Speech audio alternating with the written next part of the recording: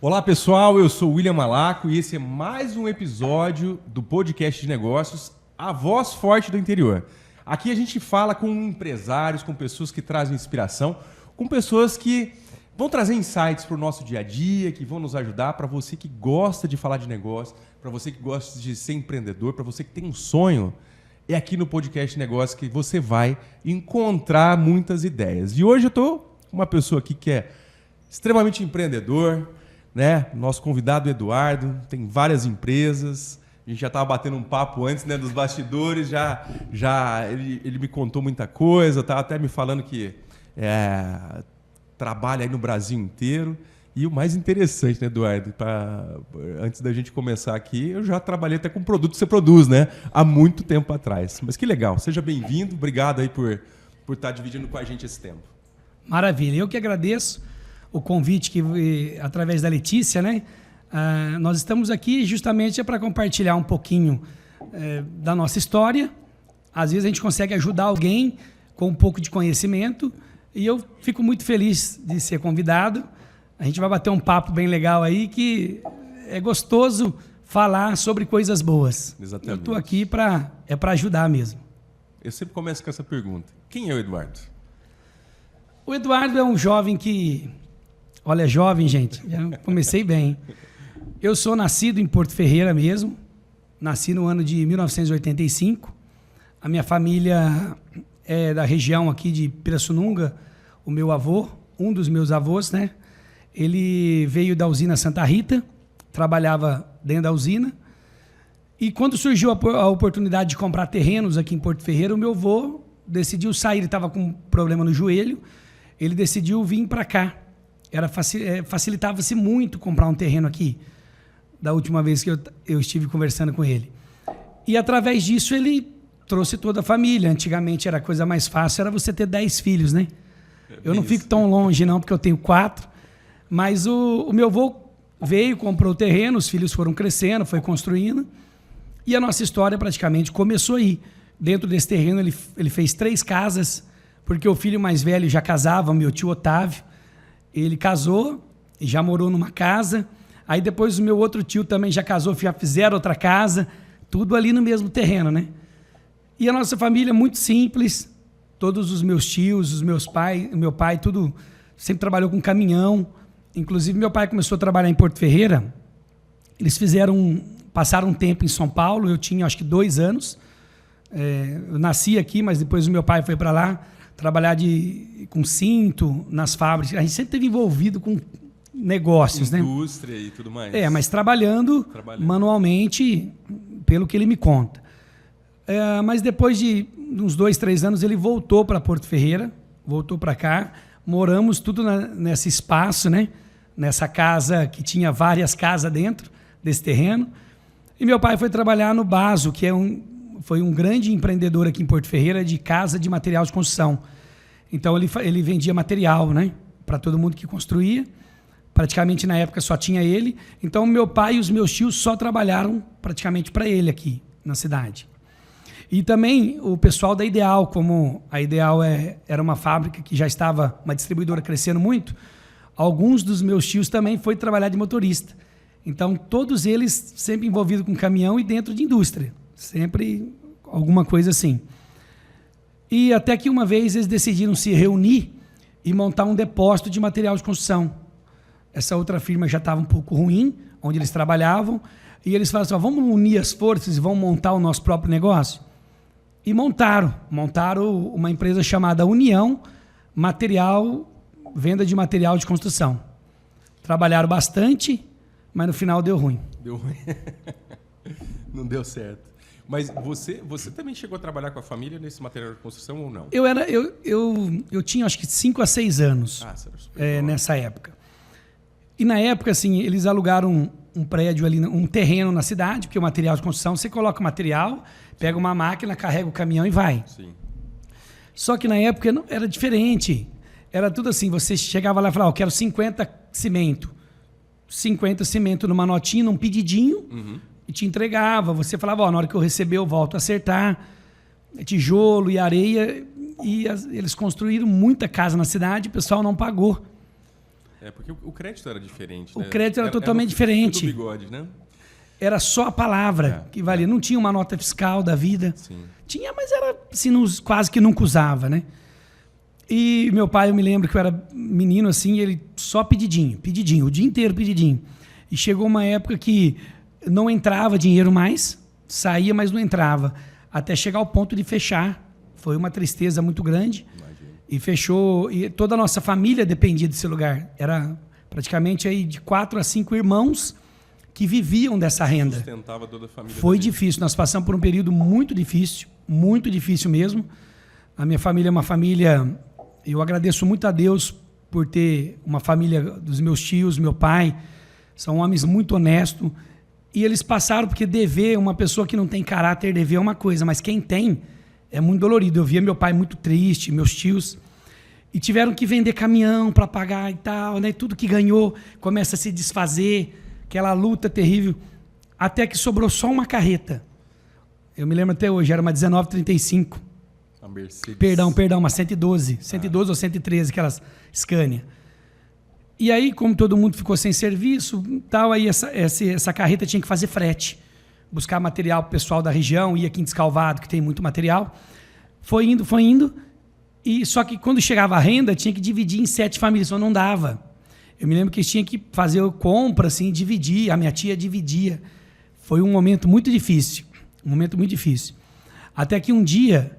eu falo muito disso até para as pessoas que vêm na fábrica hoje comprar. A gente pediu a Deus uma porta, para Deus abrir uma porta para a gente, que é uma coisa que a gente fala às vezes para alguém. Tem pessoa que nem acredita, que é um direito da pessoa não acreditar. Mas Deus abriu uma porta tão grande, a gente pediu a Deus em oração mesmo, pedindo assim, o que a gente ia fazer, porque não sabia, não dava mais para viver naquela situação. E apareceu um homem e começou a falar sobre pintura eletrostática, a qual você já trabalhou, né? Exatamente. No começo da sua história. Exatamente. Desse jeito, William, desse jeito. O cara chegou lá e começou a falar, eu vim falar com uma família tal, sobre pintura, um negócio bem esquisito, assim, que surgiu na nossa casa. E a turma falou, como que é esse negócio de pintura? E na época eu me lembro que eles pegaram o Estadão e abriram, o meu tio mais novo começou a pesquisar ali, meio que trocaram essa carreta com essa pintura. Uma coisa assim, mas tudo muito, muito na fé, muito esquisito, uma negociação esquisita. O que tinha era a carreta. Não podia errar o golpe, entendeu?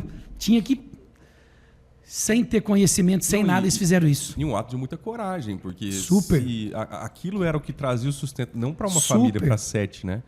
Nossa, isso deve ter sido bem desafiador para eles assim, também. Parece uma loucura, mas é a tal da fé, né? A fé, se a pessoa tem fé e pratica, ela dá resultado, né? Com Deus na frente, principalmente. Assim, foi uma loucura, mas eles entraram com o pé e a cabeça. E outra, compraram essa pintura sem saber para quem trabalhar. Foi a pior situação. Tipo assim, quando você pega uma máquina, mas eu já vou trabalhar para ele, para outra pessoa, e tá tudo resolvido. Mas era a máquina de pintura que foi comprada, isso? No caso, foi a estufa, foi a cabine, foi a pistola e tal, né? Compramos, mas a gente vai trabalhar para pintar qual tipo de peça? Não sei, não sabemos. Vamos montar e depois Deus vai prover. Desse jeito aconteceu. E quem foi o primeiro cliente? Você então, sabe, não? aí foi o X da questão. Quando a gente montou, precisava contratar um pintor, que foi o que você fez no final da sua carreira de menino aí. Exatamente. Dos 14 aos 18 eu trabalhei em chão de fábrica mesmo, né? Era a linha de produção. E aí, quando a gente estava falando aqui um pouquinho antes nos bastidores, me trouxe uma nostalgia grande, cara. Eu fui pintor de pintura eletrostática para cadeira, né? Móveis pra isso e aí tal. Mesmo.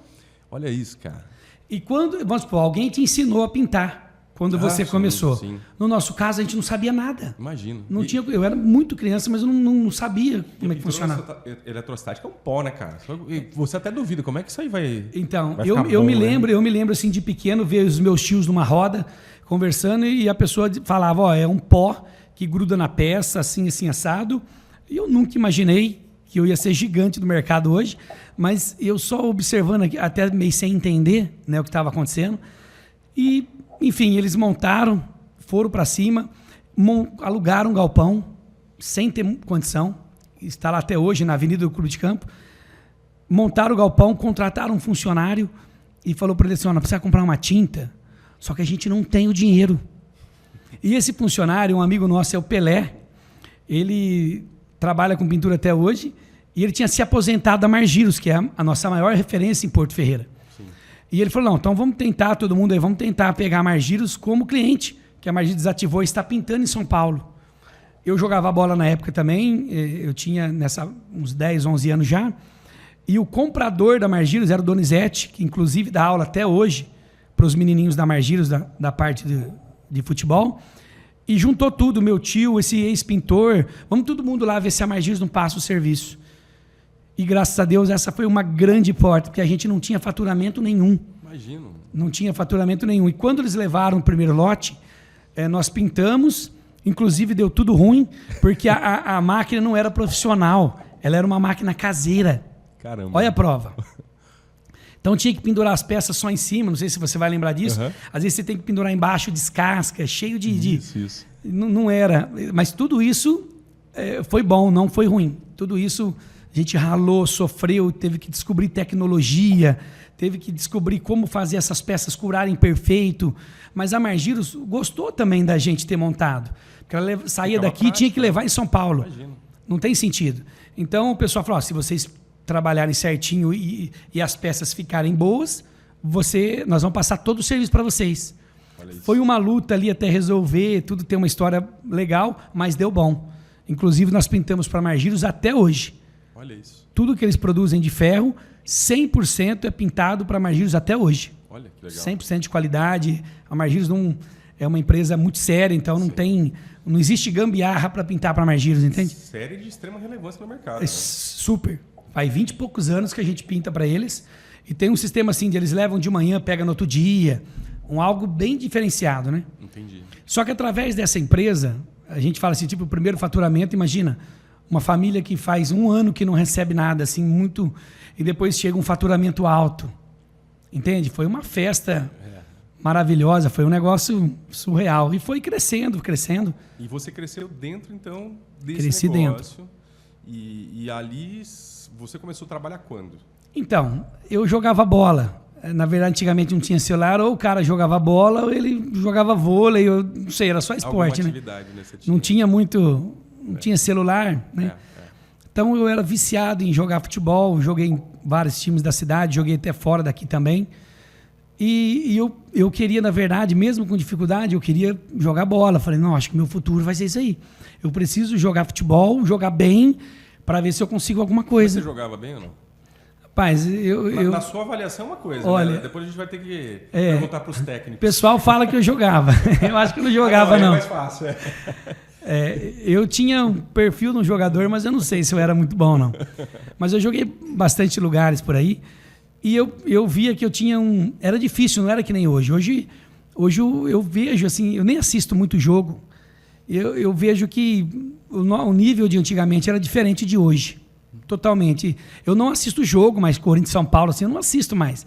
E quando eu vejo, às vezes, um pedaço, alguma coisa, sinceramente, eu falo para meus amigos assim, às vezes o cara, um cruzamento, um chute, eu falo, meu Deus, não é possível, eu estou totalmente fora desse mercado, porque não é possível.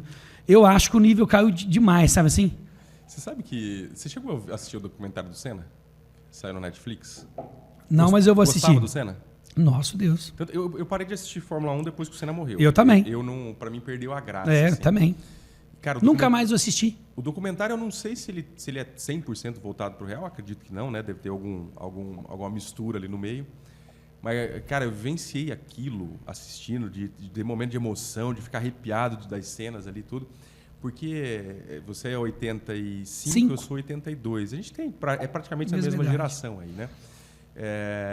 E a gente teve isso. E o Senna, cara, quando você começa a fazer comparações dele, por exemplo, a técnica, a dificuldade e quem eram os concorrentes dele, o cara sobe o nível até mais do que o Schumacher, até mais do que é o pessoal hoje. Que pra te falar bem a verdade... Ele ganhava todas, né? Ganhava todas. E outra, no documentário tinha um jogo sujo da FIA em cima dele, que eles não queriam. Porque o presidente da FIA, ele era francês e o Alain Prost era francês. Então, todo o apoio que podia Jogava contra. Jogava, cara, super contra. No documentário é bem interessante isso. Vou assistir. E era Adoro Netflix. Você sabe por quê? Esses bastidores eram o que a gente não via. E a gente sabe que, né, vamos lá... E antigamente era tudo maquiado também. É. Antigamente era 100% maquiado, a mídia, tudo. Tanto que as primeiras corridas do Senna, passa até no Netflix, para você saber se ele tinha ultrapassado ou não, tinha que esperar ele passar em determinado ponto, que não tinha câmera que pegava o circuito inteiro. Era diferente. Era totalmente diferente. Era totalmente diferente. E tudo manual, cara, umas coisas bem interessantes. Eu vou assistir porque eu gosto, cara. Vale a pena. Pra dar aquele... Pra mim ficar zen em casa, eu e minha mulher, é assistir uma série, pra dar, sabe? Você tem 4 filhos. Eu tenho 4 crianças. Qual é a idade deles? Eu tenho o meu mais velho, o Cauê, ele tem 17 anos. Depois tem a Rafaela, ela tem 13. Depois tem o Davi, que é também do meio ali, ele tem 10. E o Theo, que tem 5. Ah, não, mas já dá pra assistir Netflix, então. Já dá. Eu tenho 2 em casa, um de 2 anos e um de 6 meses. Não dá. Você não vai conseguir assistir Netflix, não. Até dá, mas o tempo tá mais curto, digamos assim. Mas tem que... Mas você falando isso, então realmente a gente tinha uma referência totalmente diferente, né? Eu acho que para tudo é interessante. Mas e quando você chega na empresa? Então, eu insisti muito nisso, aí até que meu pai falou assim, Edu, a gente não tem nada, o que a gente tem vai tirar da fábrica, você precisa vir ajudar a gente, pelo menos, eu treinava de manhã, falava, vem pelo menos depois do almoço, pendurar as peças ali. Com quantos anos isso? Deixa eu ver, eu acredito que eu já estava com 15. 15, é isso aí mesmo. Com 15 anos eu fui me envolvendo mais, comecei a pendurar a peça e tal, e me apaixonei, porque nessa época, quando eu tinha 15 anos, a fábrica deu um boom. A fábrica do meu pai e dos meus tios chama Leaderpox, pintura eletrostática, e ela deu um boom. Ela começou a crescer, pintar para toda a região, trabalhava até de noite, e eu comecei a gostar daquilo lá, meio que foi abandonando o futebol, e fui entrando de cabeça, assim, fui trabalhando, trabalhei uns 3 anos, tomei conta... de todos, eu cheguei a tomar conta da fábrica inteira deles, mas quando eu estava para fazer 18 anos, o meu tio mais novo, o Amarildo, ele me fez uma proposta. A gente já estava fabricando lá dentro também móveis de ferro. Porto Ferreira não tinha esses móveis que estourou em Porto Ferreira, não tinha aqui em Porto Ferreira. O pessoal buscava na região de São José do Rio Preto. A gente comprava e trazia aqui para vender. E depois a gente começou a vender nas lojas lá em cima, que tem as lojas aqui em Porto Ferreira, na beira da pista, né? Começou a vender, aí outras pessoas foram fazendo para nós e para eles também. Quando vê, deu um boom na cidade e cresceu muito. E o meu tio mais novo falou assim, Odu, assume a fábrica, pega ela para você, a gente vai fazer um outro negócio aqui e assume essa fábrica. Então, antes dos 18 anos, eu já montei minha primeira fábrica, que foi... trabalhar com móveis de ferro. Você produzia? Produzia aparador, eu mesmo que fazia, cortava, dobrava. Como é que era a dobra? Na mão? Cara, tudo manual. Quando eu conheci minha esposa, eu tinha 18 anos. Não, então, só que eu vendia muito. Eu já montei a fábrica vendendo muito. E, sim, eu precisava ganhar dinheiro, e eu falava assim, eu tinha essa mentalidade, não, eu mesmo vou colocar a mão na massa. Então eu cortava o dia inteiro, mas produzia mais do que os caras que eu contratei. E deu muito bom também. Dentro de 2 anos a gente cresceu bastante. Aí não teve mais jeito, teve que ir contratando. Mas eu me lembro que eu chegava em casa assim tão sujo, cansado, daquele óleo do ferro, que a minha mulher falava, já tira a roupa aqui e já sobe tomar banho. Entendeu? Porque era complicado. Mas deu muito bom. Essa foi a nossa primeira fábrica. Depois nós montamos uma outra fábrica que é de cadeira de buffet. Foi um amigo meu aqui de Porto Ferreira, o Joel. E ele falou, eu vendo muito cadeira de buffet. Ele era casado com a minha prima e ele falou assim, eu não tem quem consegue fazer o que eu vendo. Eu falei, cara, sabe, eu enxergava esses lados. Peraí, o problema é ter a venda. E a fábrica não pode ser o problema. Não, nunca. O problema sempre é a venda. Eu nunca entendi que a fábrica é a solução da venda. É isso aí. E chamei ele, a gente fez uma parceria dentro de 1 ano, 1 ano e meio. Nós vendemos cadeira no Brasil, assim... demais. Nós vendemos dia e noite cadeira de buffet. Depois, nesse meio tempo, em 2010, eu decidi, como eu tinha muito conhecimento em pintura, em pistola, eu tinha muito conhecimento em estufa, onde ela dava ruim, onde dava bom. Você que botava a mão. Eu arrumava muita máquina. E um colega meu que vende tinta falou assim, por que você não monta uma fábrica? E a gente nem... falou disso, mas deixou passar. Aí o meu tio também, mais novo, também tem o conhecimento bastante de pintura. O Amarildo, ele pegou e falou, Dudu, vamos Vamos começar a vender aí para os outros vamos só criar, vamos vender, vamos fabricar essas máquinas. Começamos a fabricar, vendemos máquina para arrebentar também em todo o país, porque a gente saiu da burocracia. Você comprar uma máquina antigamente era muito difícil, era firma muito grande.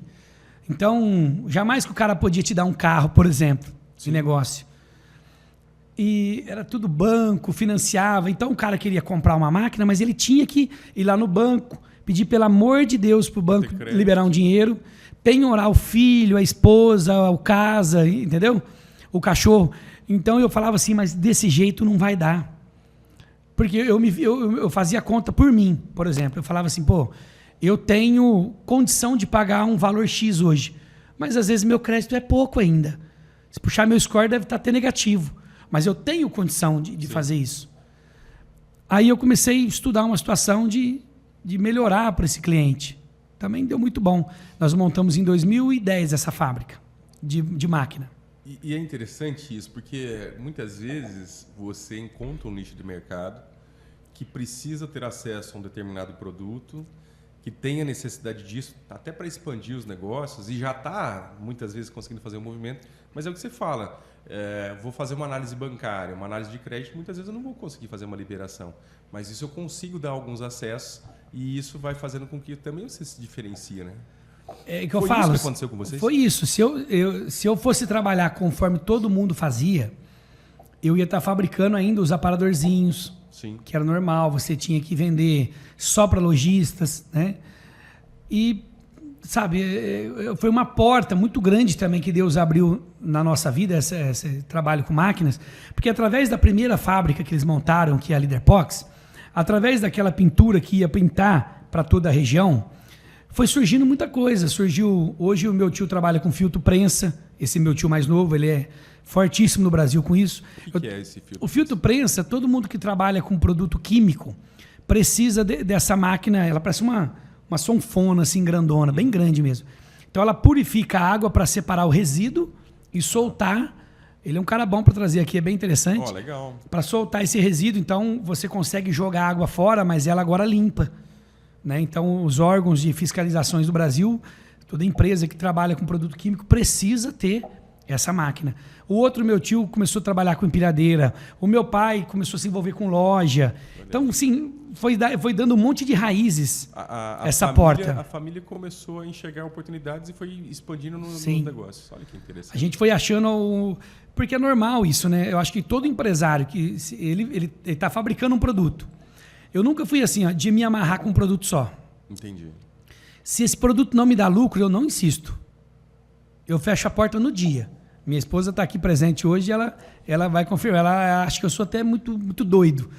Mas assim, eu estou fabricando um produto. A cadeira de buffet, 2 anos, por exemplo.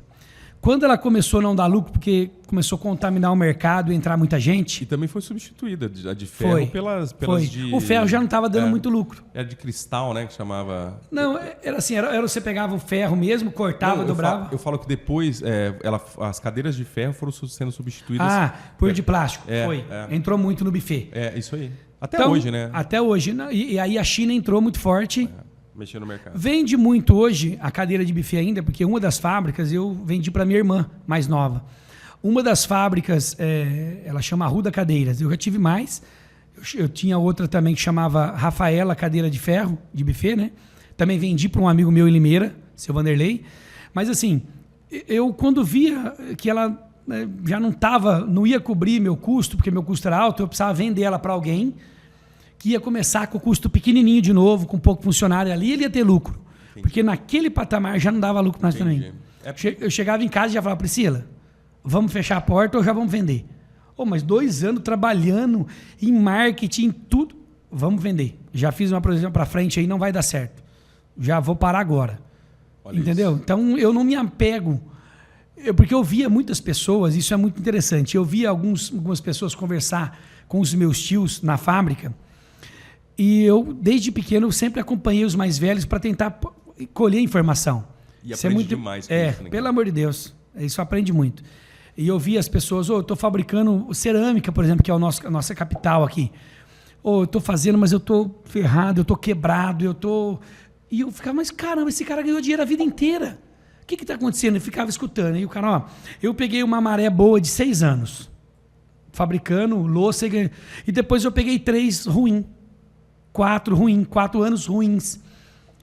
E esse ano comeu minha casa, comeu meu prédio, comeu meu barracão, comeu meu carro. Então eu pensei assim, não, isso aí eu não vou fazer. Isso aí eu não vou fazer. Se o meu produto que eu estiver fabricando estiver ruim, eu vou parar no dia. Mas eu não vou deixar ele comer o que eu ganhei. Entendeu? Eu faço isso até hoje. Mas logicamente que você também vai tendo produtos novos para que você também não fique sem nada. Sim. É isso? Isso você, naturalmente. Mas chega uma hora também que é o produto, em geral, é no país que ele fica ruim. Por exemplo, cerâmica, todo mundo tem 1000 itens. Aí eu estou fazendo prato, agora eu vou fazer xícara, amanhã depois eu vou fazer um vaso, como esse aqui da decoração. Mas você tem 1000 itens e esses 1000 itens não vende. Ou vende ruim, margem baixou lá embaixo. Então, assim, o empresário, no meu modo de pensar, ele precisa entender se ele vai ficar naquilo ou já pesquisar outras coisas. Porque todo ano tem alguém que está vendendo bem. Tem. Todo ano tem alguém que está dando bom. Né? Mas não é fácil isso não, hein? Não, é difícil. Até porque... Tem que ser meio doido. Não sou doido, mas tem que ser visionário. Porque se você está muito nichado também, você acaba não tendo essa oportunidade. Porque o foco, logicamente, é fazer com que o teu negócio dê certo. Você vai buscar otimizar, por exemplo, de produção, vai investir mais em marketing, tem que melhorar a parte de vendas, enfim. Você tem que fazer todo o meio de campo ali, criar uma cultura empresarial, porque isso tudo está envolvido quando a gente fala de negócio. Não é tão simples assim não, Eduardo. William, eu tinha medo de fazer isso que você falou. Por exemplo, eu tinha ganhado dinheiro 2 anos. Aí o 3º ano começou a ficar ruim. Aí eu tinha que sustentar toda aquela equipe grande, aplicar mais. Nessa hora já tinha que ir embora um terreno, uma casa, como todo mundo faz, é normal. Faz. Mas eu falava, não vou vender. Eu peguei um trauma assim de ver essas pessoas falarem e eles foram vendendo algo, foi vender outro, foi vender e não voltava mais. Não volta. Então eu era muito assustado com isso. Eu sou até hoje assustado. Eu prefiro fazer um estudo forte ali se vai conseguir ter venda para frente. Se não tiver, eu paro. É uma loucura que eu estou te falando. Muitos empresários vão achar que eu sou doido, mas eu paro. Se eu perceber que não vai ter venda, eu paro. Eu paro. Foi o que eu fiz. Até então, isso não serve de receita para ninguém. Para mim deu certo. Para mim deu certo. Só que outro detalhe também, eu nunca fiquei focado só no meu negócio.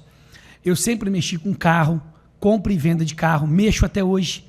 Então, a gente compra um carro importado, vende, não só importado, a gente mexe no ramo de carro, tem parceiros grandes com isso. Você consegue entender a tendência ali de tudo. Vou surfar naquilo. Por exemplo, tem um parceiro muito grande meu, que é o Joel, ele é de São João da Boa Vista, um amigo, né? Se tornou um grande amigo. E tudo que a gente trabalha com carro, caminhão, por exemplo, nas nossas negociações, a gente pega avião em negócio. É uma coisa que está fora da realidade de 99% dos brasileiros. Sim. Então, a gente pega avião, compra o avião, vende o avião, pega em negócio o avião, vende esse avião. Então, quer dizer, a gente não... Barco, lancha. Então, eu não fico preso só naquilo que eu faço. Eu mexo com muitos outros ramos também. Isso diferencia e abre um pouco a nossa cabeça também. Abre um pouco. Tá, mas vamos lá. Preciso entender de bastante coisa com isso, né? Porque, por exemplo... Eu vou pegar um avião. Cara, como é que eu compro? Eu nem sei como é que compra um avião. Não faço ideia de então, como. Eu também não sabia. Eu faço parte dos 99% da população brasileira que não tem acesso a comprar um avião. Mas eu não faria nem ideia, cara, de como que eu compraria um avião, cara. Por exemplo, eu peguei um avião num negócio. Vou comprar um carro, eu vou ver se o pneu tá bom, né? Se tá muito rodado. Agora, o avião você mede como? Então, mas a parceria que faz toda a diferença. Quando você tem uma fábrica e você fica lacrado ali dentro dela, você levanta cedo, vai para a fábrica, volta, depois você volta depois do almoço e volta 5h30. E só aquele ciclo, você fica muito atrasado. Você sabe uma coisa que eu conversei esses dias com um cara que ele trabalha com vendas, tal, mais treinamento. Ele diz o seguinte para mim, falou, cara, o empresário ele anda muito sozinho. E esse que é o perigo. Mas é verdade mesmo. E esse é o perigo, porque a gente está no nosso dia a dia resolvendo um problema que acontece dentro dos nossos negócios. E a gente está sozinho. É difícil você pegar o telefone e falar assim, vou falar com o Eduardo agora, vamos ver o que ele pensa sobre isso. Por 2 motivos. Primeiro, que eu não sei se o Eduardo tem tempo. E segundo, eu não sei como é que o Eduardo vai julgar essa minha dúvida, entendeu? Porque tem disso. A gente tem o ego que tá envolvido, não é? Tem. Aqui na nossa cidade tinha muito disso. Eu tenho amizade com praticamente todos os empresários da cidade, praticamente quase todos que eu conheço, a gente mantém uma amizade até hoje. E outra coisa que eu quis quebrar também era isso. Por exemplo, o cara tem uma cerâmica, é amigo de outro cara, e então eles vendem lá o prato a R$15. Um exemplo. E eles conseguem vender aquele prato a R$30, o dobro do preço. Aumentar a margem. Mas eles ficam numa guerra, sempre foi isso no comércio. Então um coloca R$14,50, aí o outro coloca 14, o outro vem com 13,90 e vai só baixando, quer dizer, a margem só vai baixando. E por ter amizade com todo mundo, vou te dar um exemplo de quando eu vendia cadeira. Ficava fácil, porque eu tenho amizade com o Samir, da Móveis Porto Ferreira, por exemplo. Eu ligava para ele, Samir, não vamos vender essa cadeira nesse preço, não, vamos aumentar um pouquinho. Né? Eu conhecia uma outra pessoa que era um primo, vamos aumentar a cadeira de 50 para 60. Sabe, a gente conseguia fazer isso. Vai dar bom quem conseguir entregar primeiro, mas não vamos ficar tirando margem. Né? E quando eu comecei a fazer máquina, a nossa máquina foi muito aprovada. E aqui em Porto Ferreira todo mundo tinha deficiência com cura homogêneo das peças. Todo mundo sofre até hoje. Então, a gente nunca se limitou nisso. A gente ia no próprio concorrente e falava, a tua estufa está com problema. Ela não cura perfeito, você está tendo problema, não está? Eu já estou sabendo. Vamos trocar, vou catar a tua estufa velha e vou colocar uma profissional. Mas eu fazia isso para o meu concorrente. Quer dizer, então não podia ter essa barreira. Sim. O sol nasceu para todo mundo. Então, eu fiz muito disso, inclusive eu tenho amizade com todo mundo por conta disso. Eu não fiquei fechadinho, não fiquei limitado, procurei abrir minha cabeça e, em vez de criar, por exemplo, um muro, eu procurei criar uma ponte, que é o caminho, né? É o canal. Eu acho que tem tudo a ver, cara. A gente não pode ficar só olhando como concorrente. Se a gente entende-se como parceiro e você também conversar do mercado, porque...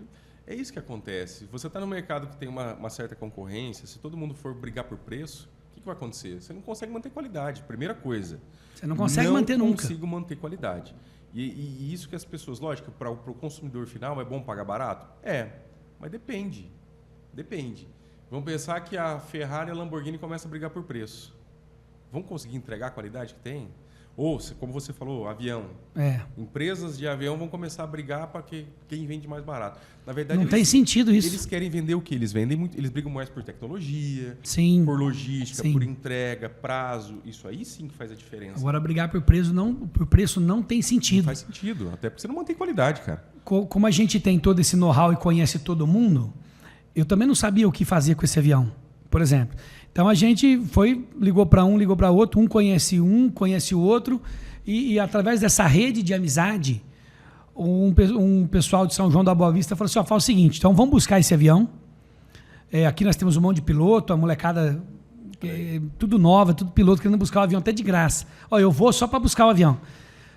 E vamos colocar no hangar, aí eu comentei com a minha mulher, não vai ter jeito, agora vamos ter que... De final de semana dar uma volta lá no avião, né? Com o avião para nós. Mas quando o avião chegou, em São João da Boa Vista, ele chegou, é tão novo o avião que nós pegamos, que o próprio dono do hangar comprou. Olha isso. Então, assim, eu peguei todos os requisitos antes de fazer a negociação com ele mesmo. Vê isso, vê aquilo, mas é uma lista, é um checklist tão grande. Nada, imagino. Que você não, nossa, cara, eu não dava nem para ler. É tipo assim, umas 100 folhas. Não, e isso tudo muito técnico. É muito complicado, não é uma negociação fácil. Mas aí você tem que mandar um avaliador para isso, uma pessoa que entende. Aí nós entramos em contato lá, e outra, é uma rede tão fechada que, vamos supor, estava na Bahia esse avião. O cara daqui já entrou em contato com um de lá, falou, já até conheço o avião. Foi uma empresa do amigo meu que restaurou e tal. Então, sabe, você vai fazendo amizade, vai conhecendo. O avião chegou, vendeu, antes de chegar ele vendeu. Caramba. Vendemos ele antes de encostar. Esse avião não deu tempo nem de dar uma volta. A volta vai ficar para outro dia. Vai ficar para outro dia. Não teve jeito. Cara, que interessante, né? Ter essa visão, toda essa previsibilidade do que pode acontecer com o mercado e surfando nessas ondas. Isso é bem bacana, mas não é todo mundo que consegue. Não, é difícil. Não é todo mundo que consegue. Você tem que estar muito bem antenado e também tem que ter desapego. Eu me lembro uma vez, cara, uma pessoa me ofereceu um produto... O que era esse produto? Era um óculos protetor solar, com protegia do raio UV, mas ele não era um óculos, ele era um protetor mesmo, pequeno assim, era uma lente pequena e você colocasse, parecia um alien com ele. E as pessoas já tinham vendido carro, vendido a casa, vendido muita coisa. Então tem muita gente que também tem que tomar cuidado com isso, porque você tem um sonho, você acha que vai ser um produto extremamente inovador e não tem nada a ver com... O mercado não está aceitando. Né? Eu falo que assim... Você gosta de um produto e ele não vai pegar. E o apego é tão grande que aquela coisa, eu não vou largar isso. E você morre e no final você ficou sem nada por conta daquilo que você queria tanto. Então, logicamente, tem que entender de mercado. Não é só por amor à coisa, né? Às vezes você gosta, outra pessoa não, né? William, tem um amigo meu de Araraquara, ele foi para a China, por exemplo, o pessoal da China tá indo, você vai na China, volta encantado. Porque tem 1 milhão de Vou coisas. trazer tudo que eu puder. Mas às vezes você gostou do produto. Às vezes o produto não vai ser bem aceito. O colega meu chegou e inventou, ele chegou lá, não achou nada. Ele me procurou para comprar uma pintura e ele foi lá, não achou nada. Foram 7 homens. Cada um era gerente de uma parte de umas fábricas, juntaram numa mesa de bar e falaram, vamos para a China? Vamos. Chegou lá, eles não ficou atrativo. Nada deu bom. Mas eles perceberam que tinha um monte de motinhas que andavam na rua com motor, que nem a mobilete antiga. Sim, é da sua época, eu sei que é, né? Meu sogro está reformando a mobilete agora. Ele faz por hobby isso aí. Eu tenho para vender para ele. Eu tenho 4 Zera para vender para ele. Ixi, já vou... Eu vou te mandar as fotos depois. Ele pegou e foram lá e voltaram. E, gente, nós não conseguimos nada. Nossa, e agora perdemos a viagem, porque é caro, né? Chegou, depois tomando uma cerveja lá, eles na mesa do bar, falaram assim, e aquelas motinhas, que legal, né? Os caras, a motinha. Vamos trazer essa motinha. Inclusive, na negociação, eu peguei 36 motos dessas. Eles foram na China, desenvolveram essa motinha. Ela tem, por exemplo, ela fazia 70 km com 1 litro. Que isso? Ela tem 5 marchas. Ela já é aprovada na China desde 1960. Motorzinho da Bis. Não, um espetáculo. E não precisa ter carta. Então, qualquer pessoa que tem dificuldade, um senhor, uma senhora e tal. Pode usar. Enfim, eles apostaram tudo que tinha, saído das empresas, pegaram os acertos e foram lá e compraram. Chegou no Brasil, primeiro mês não vendeu nada, porque não é fácil, né? Não. Segundo mês, nada, a fábrica, porque para vir, tem que vir toda desmontada. Se ela vem montada, é um preço. Se ela vem desmontada, é bem mais em conta. Então, eles montaram o setor de montagem, super legal. Mas 3, 4 meses não venderam nada. Gente, e o que nós vamos fazer com 1000 motos? Aí, inclusive, eu peguei essas na máquina e tal, e vendi aqui em Porto Ferreira. Eu vendi as 30 aqui numa semana, 36 motos, vendi numa semana. Vendi porque já vendi para um, para outro, fui ajeitando, vendi. Aqui em Porto Ferreira virou uma febre essa motinha. E depois eu liguei para ele e falou, e aí, pegou a moto aí ou não? Porque aqui, ele falou, tá todo mundo ligando da sua cidade e querendo comprar essa moto. Tá todo mundo ligando porque você empesteou aí a cidade. E depois desse dia, ele falou, agora estourou. Eu vendi uma... Ela não estourou em cidade grande. Por exemplo, São Paulo. Quem que vai pegar uma marginal com uma motinha para ser uma Garelli? Então, você entendeu? Sim. Mas toda cidade de interior, ele estourou. Ele fez um trabalho, então, e ele focado em cidade grande, ele desistiu da cidade grande e foi... Aí ele estourou. Hoje é enorme. Está até em Manaus. Ele decidiu mudar de Araraquara e foi para Manaus. Para reduzir mais a importação. Mas aí continua trazendo... A mesma motinha. E só monta aqui. Só monta em Manaus. Olha que legal isso. Mas você vê, então, quer dizer, ele pensou algo, o mercado virou sempre... O produto foi bom. Só não achou... Só que arriscaram, hein? Arriscaram, todo mundo colocou o que tinha. Não, porque imagina assim, você está concorrendo com Honda e Yamaha, que são marcas que já estão consolidadas. Outras que também vêm da China, não é tão simples não, né? Por isso, como que você vai bater com uma Honda? Estava entrando a tal da Shinerai, só que é tudo moto documentada. A vantagem deles é que a motinha não tinha documento, então ficava fácil de vender. Quando ele me ligou, falou, nós estamos apavorados, não sabe o que vai fazer. Eu falei, aqui eu já vendi tudo. Ainda brinquei, né? Será que não tem que trocar o vendedor? Não, brinquei na época, né? E ele falou, não, a gente tá vendo que em São Paulo não entra, Rio de Janeiro não entra. Aí eu falei, tenta cidade pequena, pô. Minha cidade tem 50, 60 mil habitantes, quem sabe não é isso. Bom, mas na veia. Mas é isso na também, veia. Né, cara? Você tem que estudar. Aí é a hora que o marketing entra nesse negócio, né, cara? Precisa saber qual que é a praça, quem são os meus clientes, qual que é a capacidade de Por que o cara não tira a carta? Quem que não consegue tirar a carta? Então é esse público, né? É isso aí. Pô, deu muito bom e é isso que eu falo. Se a gente ficar preso num negócio só... Hoje eu trabalho 100% com a máquina de pintura eletrostática. Trabalho também com carro. Mas Montamos... Você tem loja de carro? Não, assim, os meus parceiros têm. A gente não tem mais a loja física. É que você pega... Já tive aqui em Porto Ferreira. Você pega o carro e repassa, é isso? É mais ou menos assim. Se você pega o carro e sai vendendo para lojista, é muito ruim. Então, a gente encaixa nas lojas dos parceiros. Como se fosse um consignado. Para não perder essa margem que do jeito que o carro vem. Né? Claro. Então, a gente trabalha com carro, montamos o podcast. É verdade. Que é uma outra coisa. É o Pode Crer, né? É o Pode Crer. Inclusive, você está convidado, William. Opa. Você já é o nosso convidado especial ali para a gente. Aí eu que vou te entrevistar. Legal. Tá bom? Vamos lá. Quero saber como é que foi lá no Paraná. Vamos. Quero saber tudo. Inclusive, aproveitar aqui a oportunidade, nós estamos finalizando a reforma. Daqui uns dias a gente vai estar reinaugurando o Pode Crer. Depois que você faz vários amigos de vários setores, fica fácil. Por exemplo, você vai fazer um negócio alto e vai entrar uma casa. Mas você tem um amigo que trabalha no ramo imobiliário. Ele vai te ajudar a vender essa casa fácil. Ele já tem as fontes de onde distribuir. Sim. Então, o segredo é a amizade. É o network que fala hoje em dia, né? Famoso relacionamento. Não tem jeito. Sabe o que foi interessante? Essa semana eu fiz aniversário, né? Meus parabéns. Na quarta-feira a gente está gravando, a gente sempre grava na sexta aqui. E eu recebi uma mensagem de um amigo lá do Rio Grande do Sul. Falo amigo porque a gente não se vê há muitos anos. E, quer dizer, eu vi ele 2 vezes na minha vida. Se tornou um amigo. Isso já tem mais de 20 anos, cara. E a gente conversa de vez em quando e tal. Então, como é que é interessante a gente ter um bom relacionamento? E ele trabalhava, na época que eu trabalhei com mídia impressa, que foi jornal, né? E ele também trabalhava nesse segmento. Tanto que eu fui até o jornal lá de Caxias do Sul, e ele que me recebeu, que ele era o gerente de mercado de leitor, como eu fui no Paraná e fui aqui também em Ribeirão Preto.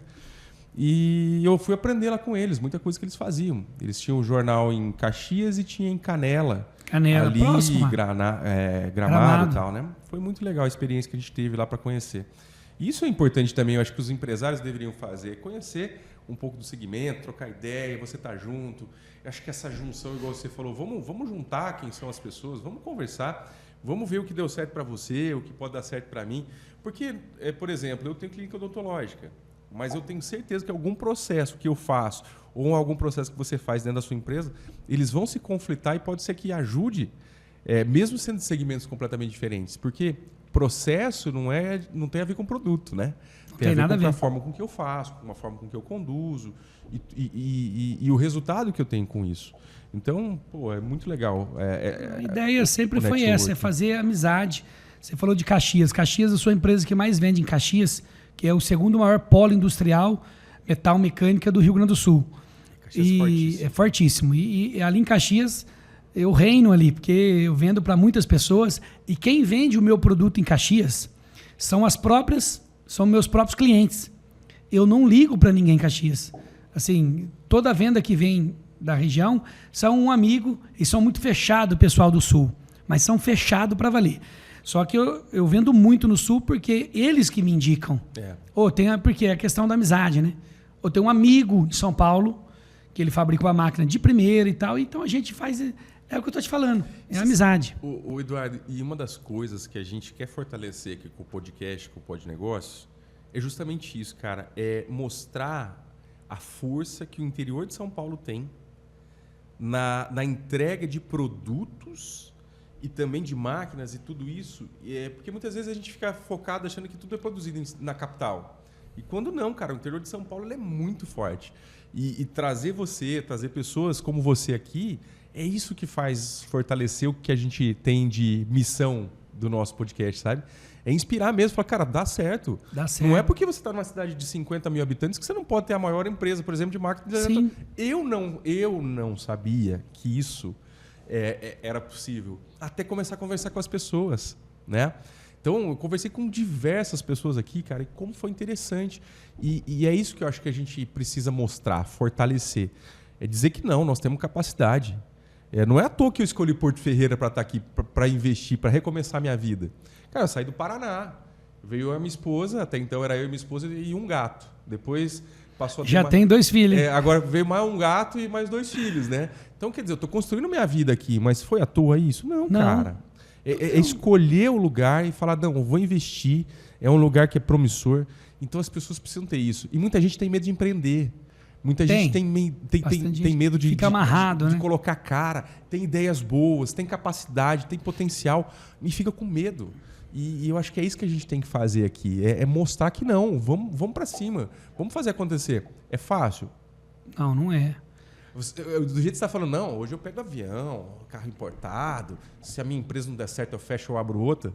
Tá, parece ser simples, né? Não é bem assim. Não, que parece ser simples. E assim, hoje eu tenho até medo de mim, de tão solto que eu fiquei. Mas não foi do dia para noite. Não, isso. Não foi. Olha o que você vem me falando. Olha, com 15 anos eu comecei, aí eu estava lá escutando o que alguém dizia, eu estava verificando que, pô, não é isso que eu quero para minha vida. Você foi construindo seu conceito antes de você tomar essas atitudes, não é? Claro. Não é do dia para a noite que eu vou começar. Não é assim. Crescer no interior, eu acho que hoje é melhor do que crescer na capital. Eu tenho empresa em São Paulo, eu tenho empresa em Curitiba, estamos organizando de montar uma em BH, Belo Horizonte. Mas é a empresa da Líder Máquinas? É uma fonte da Líder Máquinas, é uma pintura que a gente pinta para terceiros. Ah, entendi. Estamos montando agora a outra empresa que vou fabricar tinta em pó. Nós vamos fabricar bacana. Tinta em pó, inclusive aqui em Porto Ferreira mesmo. Inclusive o pessoal está lá montando a máquina nesse momento. Então o que acontece? Eu fiquei muito solto. Chega em dezembro, a minha esposa assim, olha, esse ano você não vai montar mais nenhuma. Ela está aqui comigo, a Priscila Piscinati, e ela fala, ó, chega. Então só essas fábricas, é uma luta tomar conta, que você sabe que não é fácil. Lógico. Então chega. Aí eu prometo para ela, com o dedinho cruzado. Eu falo, tá bom, eu te prometo, a gente não vai montar mais nada. Mas por ser muito solto, daqui a pouco, Priscila, tem que ir lá assinar os documentos que montou mais uma. Mas eu não falei que não é para montar mais empresa. Então é sempre assim. E a Priscila daqui, ó, tá confirmando tudo isso. Sobra tudo para ela. Mas a Priscila te ajuda? Ajuda muito. Ela é meu braço direito, esquerdo, pé, cabeça. Esposa, cara. Minha esposa ela também me ajuda em tudo. Tá comigo e é o tempo inteiro. E a gente precisa disso, né, cara? Não, na verdade, eu não conseguiria chegar onde eu cheguei se a Priscila não me ajudasse. Então, ela é tudo na fábrica. Eu sou só o vendedor. Na verdade, dali para trás, é ela que faz tudo. Olha aí. Na verdade, eu não faço nada, né? Vou contar a verdade para vocês aqui. Mas, por exemplo, a Margírios, você falou de empresa no interior. A Margírios é a referência no país do que ela faz. E está aqui em Porto Ferreira. A Margírios concorre com as grandes marcas, né? Mas a Margírios é praticamente a maior. É a maior? Ela é a maior. No segmento dela, ela é a maior. Caramba. O meu ramo de fabricação de máquinas de pintura eletrostática estacionária, que é o nome dela, eu sou o maior do Brasil. Nós somos o maior. A Líder Máquinas é a maior empresa do país. Entendeu? Eu vendo para concorrente, para eles revenderem meu produto. Perfeito. Então a gente não tem inimizade assim. A grande maioria fora do estado, por exemplo, eles compram o nosso produto e revende. Entendeu? Eduardo, e como é que você conseguiu chegar a ser o líder de mercado? Porque eu vou voltar agora a um pouquinho que a gente estava falando. O medo de empreender, de arriscar, ele é latente para todo mundo, né? Logicamente. Mas como é que... Você imaginava que você ia chegar aonde você chegou? Isso já estava dentro de você? Falou, não, é um desejo e eu quero e eu vou fazer e nada vai me segurar ou não? Foi consequência? Não, eu fiz um curso uma vez chamado Mastermind. Também nem me lembro. Eu estava fabricando ferro ainda, não era nem a cadeira.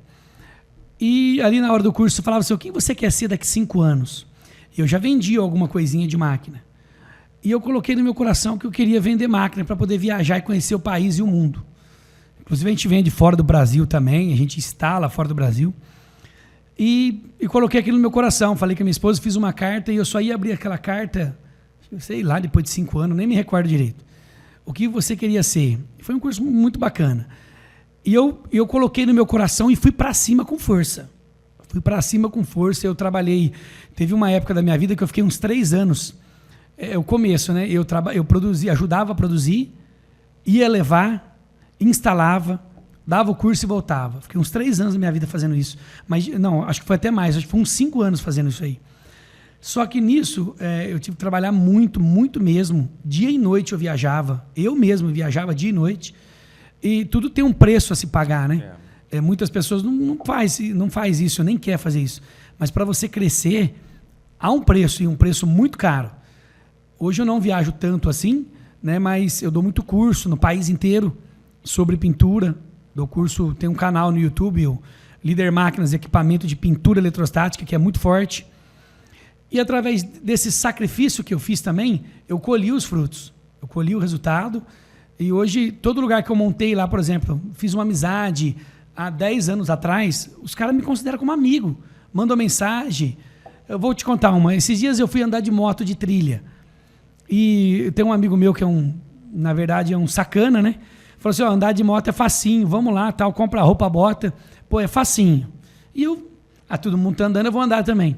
Mas eu sofri tanto. Saímos de São João da Boa Vista, 7 horas da manhã. Foi esse amigo que mexe com carro, Joel. Ele é sacana. E me enganou. Não, é facinho. Beleza, nós vamos subir o morro, mas é tudo tranquilo. Me colocou em cima de uma moto, mas eu sofri tanto esse sábado. Mas sofri. E fizeram... Assim, eu sofri muito. Era para voltar 11 horas, nós voltamos 3 horas da tarde, tanto que eu sofri. Eu caía e tinha que subir uma pedra, eu não conseguia e caía. Não, sofrimento. Eu achava que eu era andador de moto.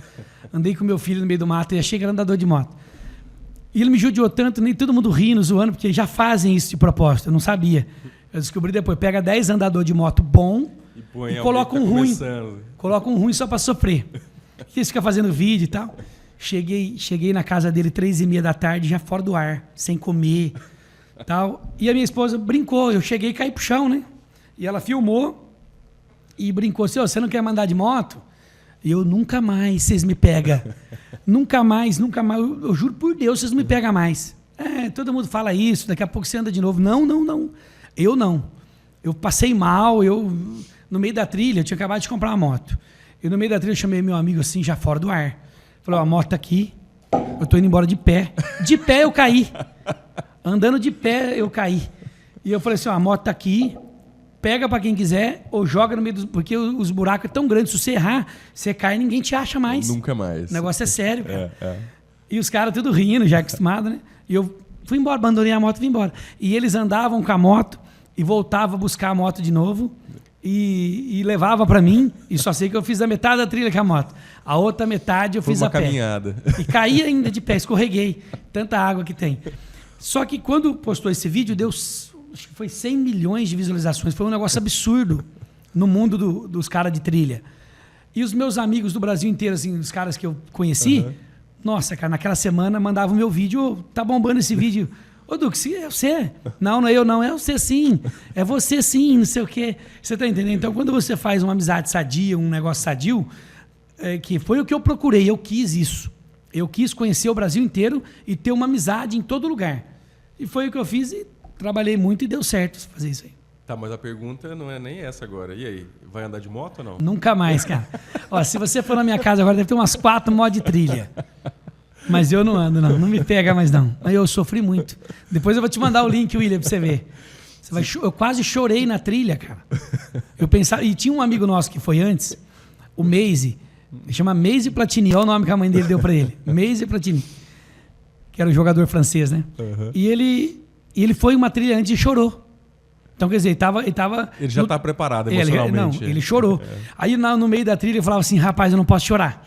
Se eu chorar, eu vou ficar né? Então, eu não posso, tem que... O foco é você hoje. Mas eu não chorei, não. Passei a trilha, mas eu não chorei, não. Mas você sabe assim, eu sempre gostei de moto também, cara. Vou te contar uma agora de final do ano, né? Meu sogro é apaixonado por moto. Meu sogro, lá no Paraná, ele vem... Coitado, quem sofre é a minha sogra, né? Vai na garupa. Tem que vir de lá para cá? Não tem coragem. Ser companheiro com ele. Então, são 680 quilômetros e ele chega aqui, ele tem 65, fazer 66, acho que é isso que é agora esse ano. E ele chega aqui e ele fala assim, vamos amar um pouco? É assim, meu sogro não reclama. É uma coisa incrível, incrível. Tá bom, e meu cunhado falou, vamos comprar moto? Que eu queria fazer uma viagem com meu pai e tal. Ah, cara, acho que viajar de moto é legal. Mas eu também nunca tinha feito viagem. Sempre achei legal ver o pessoal na estrada, aquela coisa toda. E tem uma vibe mesmo do motociclismo ali. Sempre amigos meus fizeram isso. Tá, beleza. Comprei uma moto. Comprei a própria moto que era do meu sogro. Mandei revisar. Tal. Meu sogro comprou uma outra moto. Meu cunhado comprou uma moto.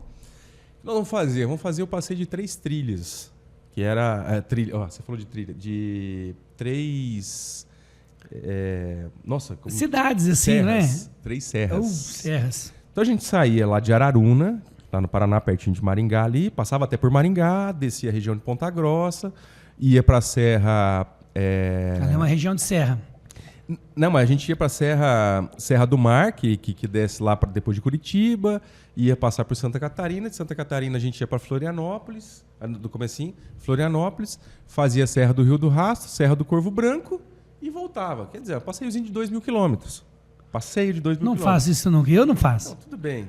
Só que assim, para tudo na vida você tem que ter planejamento. Primeiro dia deu tudo errado. O bico da Vocês moto... foram em quantos? 3. Os 3 que nunca tinha feito uma viagem dessa. Só pra você entender. Nossa, só vai dar ruim. O primeiro dia já dá problema no bico do pneu da moto do meu cunhado. Uma moto importada, no meio da estrada lá no Paraná, 70 km de Ponta Grossa. Ponta Grossa não tinha concessionária, tinha que ser só em Curitiba. Dia 26 de dezembro isso. Um dia bacana para dar problema, né? Todo mundo fechando. Bom, enfim, cara, assim, deu tudo ruim. E no último dia a gente conseguiu fazer as 2 serras, que era do Serra do Rio do Rastro e a Serra do Corvo Branco. Serra do Corvo Branco até tá fechada para reforma.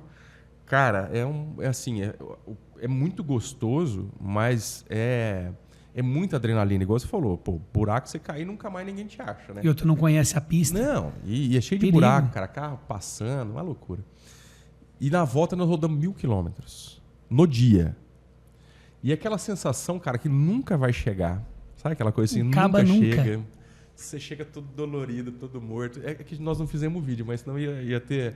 Acho que o pessoal que está acostumado ia dar bastante visualização. Ninguém me pega mais que isso aí.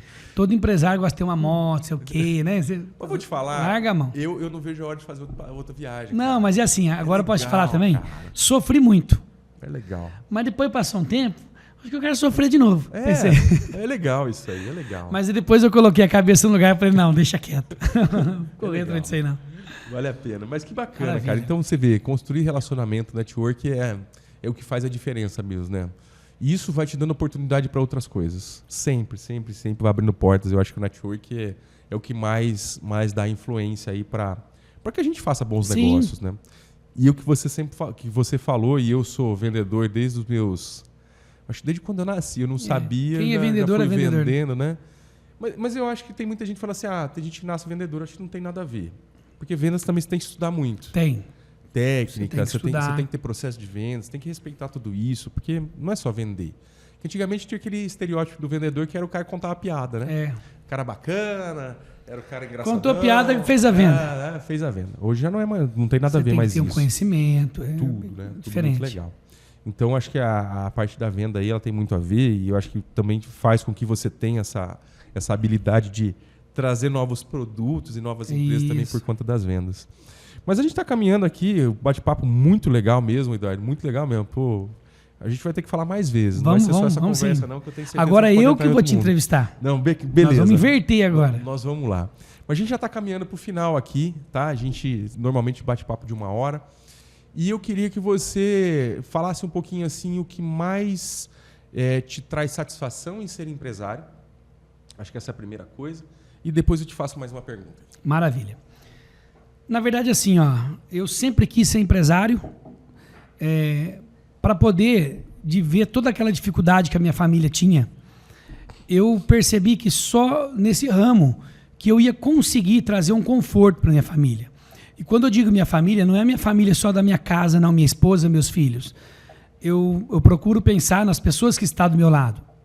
E eu sempre fiz esse propósito com Deus, inclusive.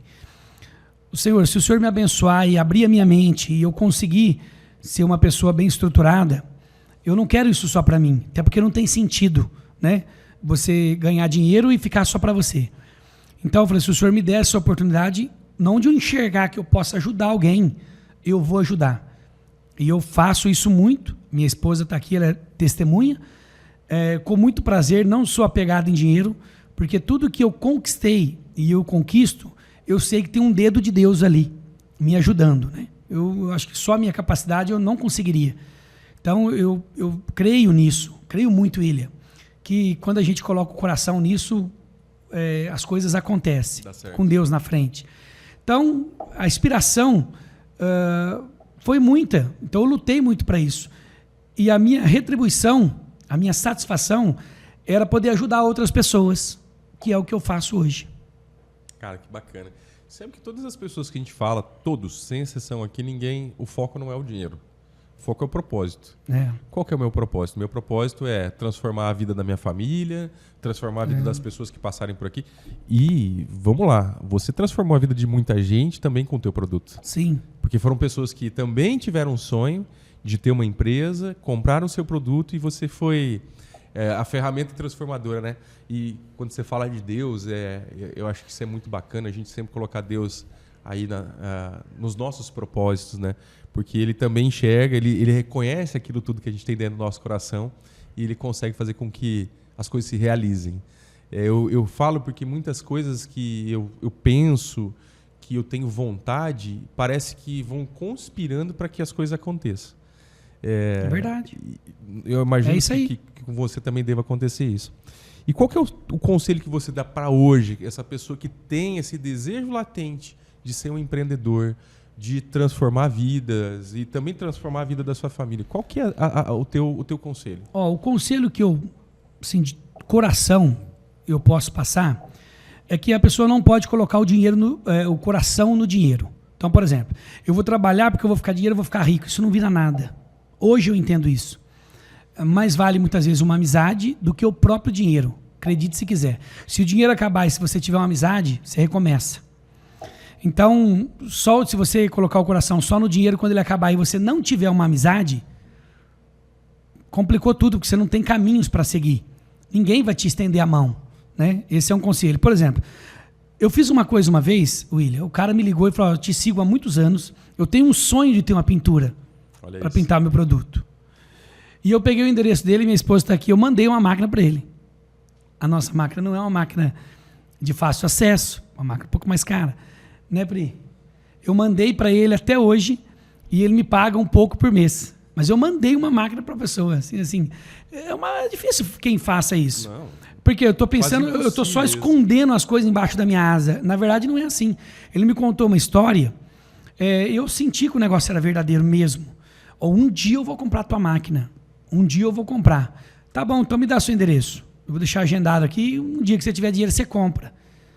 Acho que deu 15 dias depois, eu mandei fazer uma máquina nova e coloquei lá para ele. Até hoje ele me paga. Você entendeu? Então são coisas que não pode colocar o amor ou toda a sua força no dinheiro. Tem que ser em outras coisas. Você sabe que uma pessoa que eu gosto de ouvir, assim, ele tem umas frases impactantes, é o Geraldo Rufino. Conhece ele? Geraldo é um... Geraldo Rufino, ele começou com... Eu sei quem que é, eu sei. Ele trabalha agora na parte de transformação de ônibus, ele desmonta e revende peças. Eu já vi no podcast. Isso. E ele fala que se você tiver um problema, se o problema for dinheiro, você não tem problema nenhum. O dinheiro não é um problema. É isso aí. Eu falo para minha esposa direto, eu acho que um problema na nossa vida, um problema seria uma doença. É um problema. Agora, todo o resto... é uma situação. Exatamente. Uma situação ali que a gente vai passar e daqui a pouco já passou. Uma pequena dificuldade. Agora, problema, a gente tem que nem falar nisso. Eu chego na fábrica, eu tenho um probleminha que faz. Para. Problema nenhum. É alguma coisa que nós vamos fazer, mas problema esquece, não é isso não. Entendeu? É isso aí. Cara, que legal. Esse bate-papo foi muito bom. Quero te agradecer pela oportunidade de te conhecer a sua história. Eu tenho certeza que aqui vai trazer muitos insights para quem está nos vendo. Vai trazer muita inspiração. Parabéns por ser essa pessoa que acredita no empreendedorismo, que acredita em outras pessoas, que transforma a vida de pessoas. E, cara, essa história que você encerrou aqui, que você mandou uma máquina, eu tenho certeza que essa pessoa vai ser grata pela sua vida aí por muito tempo. Ela manda mensagem de vez em quando. Eu imagino. Que só legal. Agradecendo. Que legal. Eu que agradeço, na verdade, William. Esse trabalho seu é fantástico, hein? Para negócio, voltado a negócio. Eu quero te indicar pessoas também.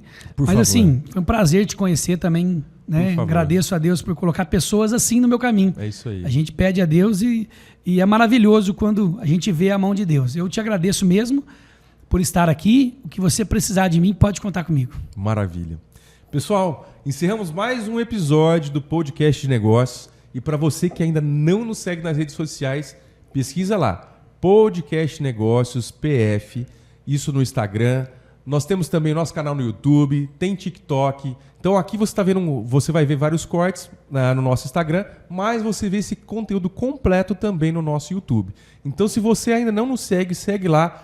Fortaleça aí as nossas redes sociais para a gente trazer mais conteúdo como esse. Agradeço você que veio até aqui.